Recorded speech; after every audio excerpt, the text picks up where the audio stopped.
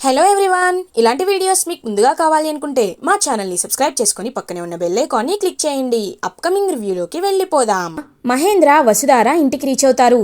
అనుపమ అనుపమ అని గట్టిగా అరుస్తూ మహేంద్ర అనుపమ దగ్గరికి వెళ్తారు. ఇంకా అనుపమ సైలెంట్గా ఉంటుంది. ఏంటి అనుపమ సైలెంట్గా ఉన్నావు? అసలు ఏం జరిగిందో తెలుసా? కాలేజ్లో ఏం జరిగిందో తెలుసా అని అడుగుతారు మహేంద్ర. తెలుసుకున్నాను మహేంద్ర అని అంటుంది అనుపమ. ఒక్కసారిగా వసుధార అండ్ మహేంద్ర షాక్ అయిపోతారు. అంటే తెలిసి కూడా ఇంత సైలెంట్గా, ఇంత నిబ్బరంగా ఎలా ఉండగలుగుతున్నావు అనుపమ? అయినా ఎందుకు పాపం మనుని ఇంతలా వేధిస్తున్నావు, ఇంతలా బాధ పెడుతున్నావు? చెప్పు, ఇప్పటికైనా సమయం మించిపోలేదు. చెప్పు అనుపమ, మను కన్న తండ్రి ఎవరు అని అడుగుతారు మహేంద్ర. అనుపమ సైలెంట్గానే ఉంటుంది. వసుధార, మేడం ఇప్పటికీ మీరు సైలెంట్గా ఉంటే కుదరదు మేడం. ఎందుకంటే మను గారు ఎంతో వేదనని బాధని అనుభవిస్తున్నారు. వారు ఎంతో బాధని దిగమింగుకుంటున్నారు. మేడం చెప్పండి మేడం అని అంటుంది వసుధార. లేదమ్మా, నేను చెప్పలేను అని అంటారు అనుపమ, ఇవాళ నువ్వు చెప్పేంత వరకు నేను ఇక్కడి నుండి కదలను. ఇవాళ మను తండ్రి ఎవరో నాకు తెలియాల్సిందే అని అంటారు మహేంద్ర. సార్ అని ఒక గొంతు వినపడుతుంది. ఇద్దరు అటుగా చూసేసరికి అక్కడ మను ఉంటాడు. ఒక్కసారిగా మహేంద్ర వసుధార షాక్ అయిపోతారు. ఎందుకు సార్, ఎందుకు మీరు తనని ఇబ్బంది పెడుతున్నారు? అయినా చెప్పాల్సిన అవసరం ఏముంది సార్? చెప్పాల్సిన అవసరం లేదు.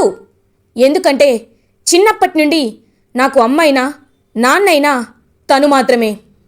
తను నన్ను చాలా స్ట్రాంగ్గా పెంచింది సార్. నాకు నాన్న లేని లోటుని తను ఎప్పుడూ తీరుస్తూనే వచ్చింది. ఎవరో ఏదో మాట్లాడారని తనని మీరు ఇలా ఇబ్బంది పెట్టేలా ప్రశ్న అడగడం, తనని ఇబ్బంది పడేలా చేయడం నాకు నచ్చటం లేదు సార్ అని అంటారు మను. ఇంకా మహేంద్ర, మను నువ్వు ఊరుకో, నువ్వు ఎప్పుడు అలానే అంటావు. నేను అడగాల్సిన రీతిలో అడిగితే ఖచ్చితంగా సమాధానం దొరుకుతుంది. ఇవాళ శైలేంద్ర అన్నాడు, రేపు ఇంకొకడు అంటాడు, అవతల ఎల్లుండి ఇంకొకడు అంటాడు. అన్ని మాటలు నువ్వు పడి ఎవరికి చెప్పకపోయినా నీ మనసులో వేదనని అనుభవించాల్సిన అవసరం లేదు. కాసేపు ఓపిక పడితే నేను ఎలా అయినా అనుపమ నోటి నుండి నిజం రాబడతాను అని అంటారు మహేంద్ర. సార్ ప్లీజ్ సార్, తను చెప్పాలనుకుంటే చెప్తుంది, లేకపోతే చెప్పదు. అయినా ఇది నా సమస్య సార్. నా తండ్రి ఎవరు అని అడిగే అధికారం నాకు మాత్రమే ఉంది. ఒకవేళ మీరు ఇంకా తనని ఇబ్బంది పెట్టాలి అని అనుకుంటే తను ఇక్కడ ఉండాల్సిన అవసరం లేదు. నేను తనని తీసుకువెళ్ళిపోతాను సార్, మా ఇంటికి తీసుకువెళ్ళిపోతాను అని అంటాడు మను. ఒక్కసారిగా అనుపమ, మహేంద్ర, వసుధార షాక్ అయిపోతారు. వసుధార వెంటనే, ఏంటి మను గారు, ఇదేమైనా ఆటలా కనిపిస్తుందా మీకు? మీ ఇంటికి తీసుకువెళ్ళడం ఏంటి అని అంటుంది.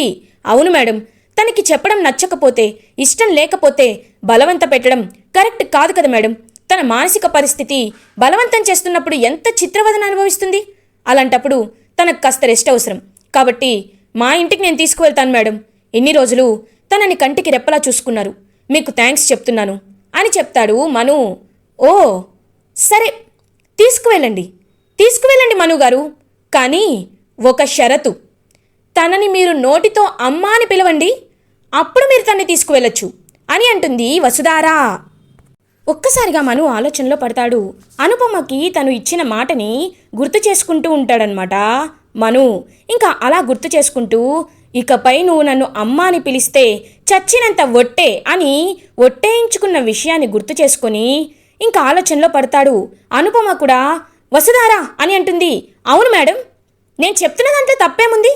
మీరు తనని ఏమన్నారో నాకు తెలీదు, కానీ తను మిమ్మల్ని అమ్మ అని పిలవటం లేదు. సొంత కన్న తల్లిని అమ్మ అని పిలవకపోతే అది ఎంత దుస్థితో తెలుసా? మనుగారు, మీరు అమ్మ రండి అని అడగండి, వారు వస్తానంటే మీరు తీసుకువెళ్ళండి, మాకు ఎలాంటి అభ్యంతరం లేదు అని అంటుంది వసుధార. ఇంకా మను అక్కడి నుండి ఏమీ చెప్పకుండా వెళ్ళిపోతూ ఉంటాడు. మహేంద్ర మను చేయి పట్టుకుంటారు. చూడు మను, సమస్యలు వచ్చినప్పుడు పారిపోకూడదు, ఎదురుగా నిలబడి వాటిని ఫేస్ చేయాలి. నువ్వు అన్ని విషయాల్లో చాలా ధైర్యంగా ఉంటావు. డబ్బు విషయంలో, కాలేజ్ విషయంలో, ఆలోచన విధంగా అన్ని విషయాల్లో మాకు అండగా దండగా సపోర్టివ్గా నిలిచావు. అలాంటిది నీ విషయంలో ఎందుకు మను, ఎందుకు ఇలా భయపడి పారిపోతున్నావు అని అడుగుతారు మహేంద్ర. సార్, తనని ఇబ్బంది పెట్టడం నాకు ఇష్టం లేదు. తనని మీరు కూడా ఎక్కువగా ప్రశ్నించి ఇబ్బంది పెట్టద్దు సార్, ఇబ్బంది పెట్టద్దు ప్లీజ్ సార్ అని చెప్పి అక్కడి నుండి వెళ్ళిపోతాడు మను. అసలు మను అంతే, ఈ అనుపమ కూడా అంతే. ఏ నిజాన్ని బయట పెట్టనివ్వరు. అమ్మ వసుధారా అని పిలుస్తారు మహేంద్ర. ఇంకా వసుధార మహేంద్ర దగ్గరికి వెళ్తుంది. రామ్మ, తను చెప్పదు, అతను చెప్పడు. ఇద్దరికీ నిజం తెలియకపోయినా పర్లేదు, కానీ మనం మాత్రం ఖచ్చితంగా మను తండ్రి ఎవరు అనేది తెలుసుకోవాలమ్మా అని అంటారు మహేంద్ర. సార్, మావయ్య ఎలా తెలుసుకుంటాం మావయ్య అని అడుగుతుంది వసుధారా.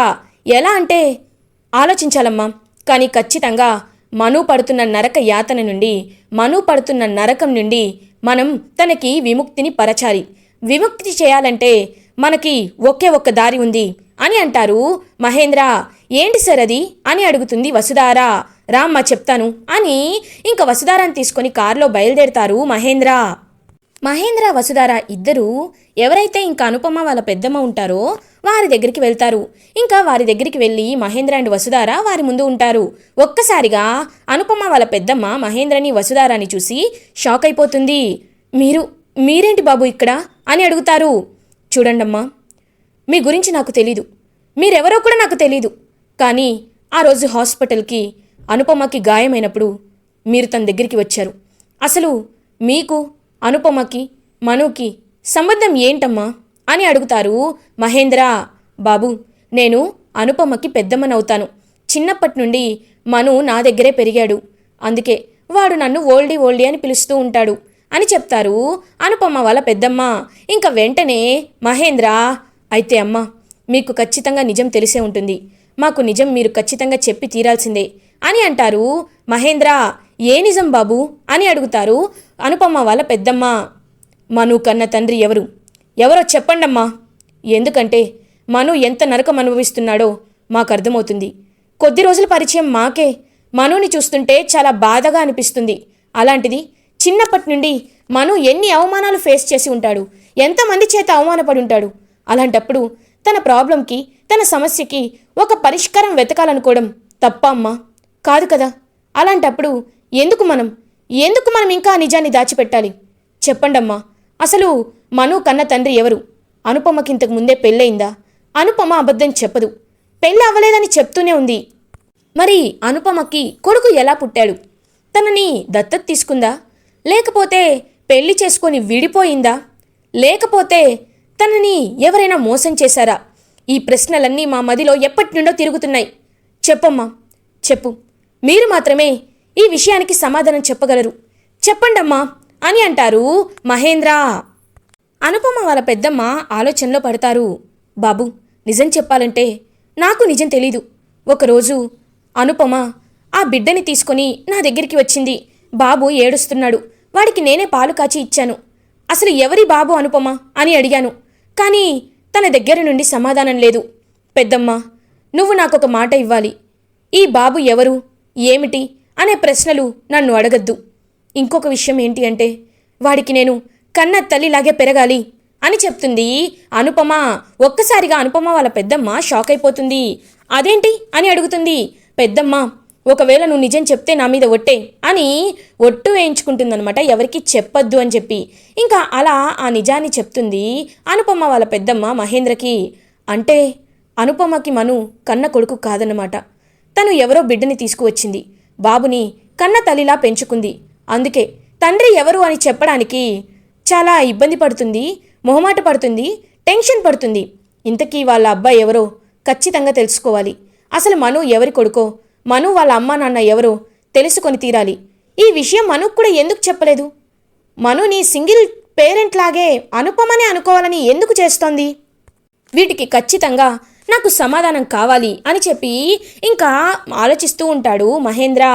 ఇంతకు మించి నాకేమీ తెలియదు బాబు అని చెప్తారు అనుపమ వాళ్ళ పెద్దమ్మ. సరేనమ్మా, మీరు నాకు చాలా మంచి ఇన్ఫర్మేషన్ ఇచ్చారు. ఖచ్చితంగా మను వాళ్ళ అమ్మా నాన్నలెవరో నేను తెలుసుకుంటాను అని చెప్పి నమస్కారం పెట్టి అక్కడి నుండి ఇంకా వచ్చేస్తారు మహేంద్ర అండ్ వసుధారా. ఇది ఇలా ఉండగా రాజీవ్ అండ్ శైలేంద్ర మీట్ అవుతారు. శైలేంద్ర రాజీవ్తో, బ్రదర్, ఇవాళ నాకు ఎంతో ఎంతో ఎంతో హ్యాపీగా ఉంది బ్రదర్ అని అంటాడు. అవునా భయ్యా, ఏం కార్యక్రమం వెలగబెట్టావు అని అడుగుతాడు రాజీవ్. చెప్తే నువ్వు కూడా సంతోషిస్తావు. ఆ మనుగాన్ని ఇవాళ ఒక ఆట ఆడుకున్నాను అని జరిగిందంతా చెప్తాడు శైలేంద్ర. అవునా, అయినా వాడి గురించి నాకెందుకు భయ్యా? వాడి అమ్మ ఎవరైతే నాకెందుకు, వాడి నాన్న ఎవరైతే నాకెందుకు, అసలు వాడి జీవితం గురించి నాకెందుకు భయ్యా? అయినా ఇప్పుడు ఏం చేస్తాంలే. సరే, ఇంతకీ నా మరదల్ని ఆ ఎండీ సీట్ నుండి పక్కకి తప్పించే ప్లాన్ ఏదైనా చేశావా అని అడుగుతారు. చేస్తాను బ్రదర్, ఖచ్చితంగా చేస్తాను. కానీ ఈలోపు ఈ మనుగాన్ని సైడ్ చేస్తే ఖచ్చితంగా వసుధార ఆ ఎండీ చైర్ని దిగకుండా ఉండదు అని అంటాడు శైలేంద్ర. బ్రదర్, నేను అన్ని రోజులు ఆగలేకపోతున్నాను, కాబట్టి నేను ఏదో ఒక ప్లాన్ చేసుకుంటాలే అని అంటాడు శైలేంద్రతో రాజీవ్. నువ్వు అలాంటి ప్లాన్లేమి చేయొద్దు, చేస్తే ఇద్దరం దొరికిపోతాం. కాబట్టి నేను చెప్పేంత వరకు కొద్ది రోజులు సైలెంట్గా ఉండు అని చెప్పి అక్కడి నుండి వెళ్ళిపోతాడు శైలేంద్ర. భయ్య ఎంత చెప్పినా నేను వినను కదా, నా ప్లాన్లో నేను ఉంటాను అని నవ్వుతూ అక్కడి నుండి వెళ్ళిపోతాడు రాజీవ్. ఇది ఇలా ఉండగా మార్నింగ్ అవుతుంది. వసుధార కాలేజ్కి వెళ్ళడానికి రెడీ అవుతుంది. మావయ్య, ఏంటి మీరు ఇంకా రెడీ అవ్వలేదు అని అడుగుతుంది వసుధార. నువ్వు వెళ్ళమ్మా, నేను చిన్న పని చూసుకొని వస్తాను అని అంటారు మహేంద్ర. మావయ్య, ఏం పని? నన్ను కూడా రమ్మంటారా అని అడుగుతుంది వసుధార. వద్దమ్మా, ఇవాళ పేరెంట్ లెక్చరర్ మీటింగ్ ఉంది కదా, నువ్వక్కడ ఖచ్చితంగా ఉండాలి. నాది చిన్న పనే, నేను చూసుకొని వస్తానులే, నువ్వు వెళ్ళమ్మా అని చెప్తారు మహేంద్ర. సరే మావయ్య అని వసుధార కాలేజ్కి బయలుదేరుతుంది. ఇటువైపు మహేంద్ర మాత్రం ఖచ్చితంగా మను డీటెయిల్స్ తెలుసుకోవాలి అని మనుకి సంబంధించిన ఫైల్ అయితే ఓపెన్ చేస్తాడనమాట. ఇంకా మహేంద్ర ఇంకా తను ఎప్పుడు డేట్ ఆఫ్ బర్త్ ఏంటి, లైక్ తన సర్టిఫికేట్స్ అవన్నీ డైరెక్టర్గా ఉన్నప్పుడు కలెక్ట్ చేసుకోవాలి. కాబట్టి ఆ ప్రూఫ్స్ అన్నిటినీ కలెక్ట్ చేసుకుంటాడు మహేంద్ర. తను నవంబర్ 8th పుట్టాడా? ఈరోజు రిషి బర్త్డే కదా, రిషి బర్త్డే రోజే మను కూడా పుట్టాడా అని ఆశ్చర్యంగా ఉంటుంది మహేంద్రకి. మహేంద్ర తన ఫ్రెండ్ ఒకరికి కాల్ చేస్తారు. హలో రవి, నీకు ఒక అతని డీటెయిల్స్ పంపిస్తాను. తను ఎక్కడ పుట్టాడు, ఎక్కడ చదువుకున్నాడు, ఇవన్నీ నాకు కావాలి. తను మెయిన్లీ పుట్టిన హాస్పిటల్ ఏంటి అనేది నాకు తెలియాలి. ప్లీజ్ కొంచెం ఏమీ అనుకోకుండా అని అంటారు. అరే అలా అంటావేంటి, వెంటనే ఇన్ఫర్మేషన్ ఇస్తాను, నువ్వు నాకు డీటెయిల్స్ పంపించు అని చెప్పి ఇంకా డీటెయిల్స్ని అడుగుతారనమాట మహేంద్ర వాళ్ళ ఫ్రెండ్ని. ఇది ఇలా ఉండగా డిబిఎస్టీ కాలేజ్లో పేరెంట్ లెక్చరర్ మీటింగ్ అయితే జరుగుతుంది. ఇంకా పేరెంట్స్ అందరినీ పిలిపిస్తారనమాట. పేరెంట్స్ అందరూ ఇంకా అలా ఏం జరుగుతుంది, అసలు మమ్మల్ని ఎందుకు పిలిపించారు అన్నట్లు చూస్తూ ఉంటారు. అదే టైంకి మను, వసుధార వీళ్ళందరూ కూడా ఇంకా కాలేజ్కి రీచ్ అవుతారు. వసుధార అందరితో, మీ అందరినీ మేము పిలిపించడానికి ఒక ముఖ్య కారణం ఉంది. అది ఏంటి అంటే పేరెంట్ లెక్చరర్ మీటింగ్ అనేది ఇప్పుడు మేము కండక్ట్ చేయాలి అనుకుంటున్నాం. మీరు అనుకోవచ్చు, స్కూల్ పిల్లల్లా ఇప్పుడు మా పిల్లల కోసం వీళ్ళు ఏం చెప్తారు, మా పిల్లల గురించి ఏం తప్పులు చెప్తారు అని. కానీ ఒకటి మాత్రం నిజం, స్కూల్కి వెళ్తున్నానని, కాలేజ్కి వెళ్తున్నానని ఈ మధ్య చాలామంది పిల్లలు కాలేజ్ ఎగ్గొట్టి బయట తిరుగుతూ ఉన్నారు. అలాంటి జాబితాలో డిబిఎస్టీ కాలేజ్ స్టూడెంట్స్ ఉండకూడదని, డిబిఎస్టీ కాలేజ్లో చదివే ప్రతి ఒక్క స్టూడెంట్కి ఒక బాధ్యత ఉండాలని, వాళ్ళు ఖచ్చితంగా లెక్చరర్స్ చెప్పే పాఠాలని కరెక్ట్గా వింటూ అన్నీ చేస్తూ ఉండాలని మేము మనస్ఫూర్తిగా కోరుకుంటాం అని చెప్తుంది వసుధార. అంటే ఏంటి మేడం, మా పిల్లలు ఇప్పుడు బయట తిరుగుతున్నారంటారా అని అంటారు. నేను అలా అనటం లేదు, ఒక్కొక్కరి పర్ఫార్మెన్స్, ఒక్కొక్క సెమిస్టర్లో ఒక్కొక్కరి పర్ఫార్మెన్స్ ఎలా ఉందో తెలుసుకొని వాటి గురించి మీకు ఒక ఓవర్వ్యూ ఇస్తే మీ పిల్లల్ని మీరే కాస్త దారిలో పెడతారనే మేము మనస్ఫూర్తిగా కోరుకుంటున్నామని చెప్పి వసుధార చెప్తుంది.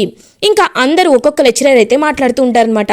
ఈ సెమిస్టర్లో ఈ సబ్జెక్ట్లో మీ అమ్మాయికి తక్కువ మార్క్స్ వచ్చాయి కాబట్టి తను ఈ సబ్జెక్ట్ మీద ఫోకస్ చేయమని చెప్పండి అని, అటెండెన్స్ పర్సంటేజ్ మీ బాబుకి తక్కువగా ఉంది కాబట్టి మీ అబ్బాయిని కాలేజ్కి అటెండ్ అవ్వమని చెప్పి ఇంకా అలా ఒక్కొక్కరైతే పేరెంట్ టీచర్ మీటింగ్లో ఇంకా ఒక్కొక్కరు పార్టిసిపేట్ చేస్తూ ఎవరి స్టూడెంట్స్ పేరెంట్స్ అనేవాళ్ళు వాళ్ళ పిల్లలు చేసే తప్పుల గురించి తెలుసుకుంటూ ఉంటారు. ఇంకా అలా సక్సెస్ఫుల్గా మీటింగ్ని అయితే కండక్ట్ చేస్తూ ఉంటారు డిబిఎస్టీ కాలేజ్. ఇది ఇలా ఉండగా మహేంద్రకి ఫోన్ కాల్ వస్తుంది. హలో మహేంద్ర, తను పుట్టింది ఈ హాస్పిటల్లో అని హాస్పిటల్ పేరు చెప్తారు. అది వినగానే ఒక్కసారిగా షాక్ అయిపోతాడు మహేంద్ర. ఏ హాస్పిటల్ అన్నావు అని అంటారు. జనని హాస్పిటల్ అని చెప్తారు. జనని హాస్పిటలా? తను పుట్టిన టైం ఏదైనా చెప్పగలవా అని అడుగుతారు. చెప్పగలను అని చెప్పి టైం చెప్తారు. ఒక్కసారిగా మహేంద్ర షాక్ అయిపోతారు. అంటే మను, రిషి ఒకేసారి ఒకే హాస్పిటల్లో పుట్టారా? ఇది కేవలం యాదృచ్ఛికం కాదు, దీని వెనకాల ఏదో ఉంది అని తెలుసుకోవాలనుకుంటారు మహేంద్ర. ఇలా ఎపిసోడ్ ఎండ్ అవుతుంది. ఫర్దర్ ఎపిసోడ్ రివ్యూస్ ముందుగా మీకు కావాలి అనుకుంటే మా ఛానల్ని సబ్స్క్రైబ్ చేసుకోండి. Thanks for watching.